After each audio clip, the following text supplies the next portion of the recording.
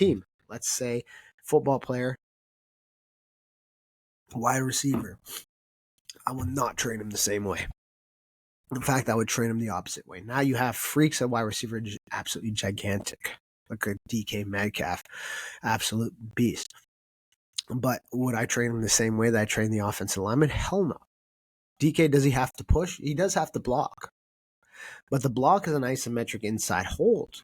I'm not going to spend too much time doing presses with DK. I'm going to spend a lot of time working on his legs, his mobility, his ability to shift direction, his ability to explode off the line from that lunge running stance, explode off that line. Is upper body strength important? Sure, a little bit, but what's actually more important for a wide receiver is upper body mobility, the ability to catch in a radius and get both hands over, one hand over, grip strength, those kind of things. So you look at a wide receiver, you might put a program for a wide receiver in there where they're doing a lot of grip strength work, a lot of core work, because they need to be vertical, they need to expand their body, they need to get wide, they need to do things like that. You won't be doing the same thing as offensive lineman. And that being said, too, what I would say is this is another variation as a strength coach that I would do. For wide receivers, defensive backs in sports like football, where they're constantly jumping and falling, I would throw in some judo and some jiu-jitsu training. Not a lot, because you don't want them to get hurt, but that aspect of falling, they need to know how to fall and reduce risks of injury.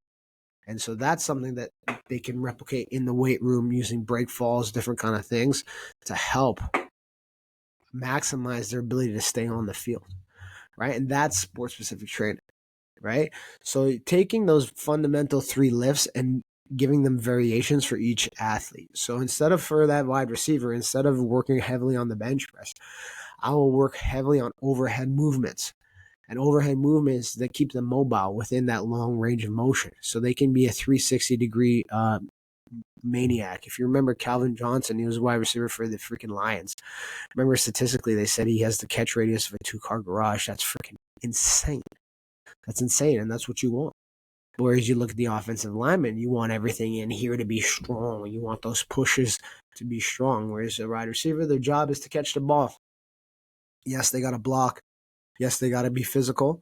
Their job is to catch the ball. So I want everything overhead to be absolutely terrifying, and I want everything on the ground to be fast and lightning quick, right? So you would train those athletes 2 different ways, but you would use the same fundamental 3 in different variations for that athlete.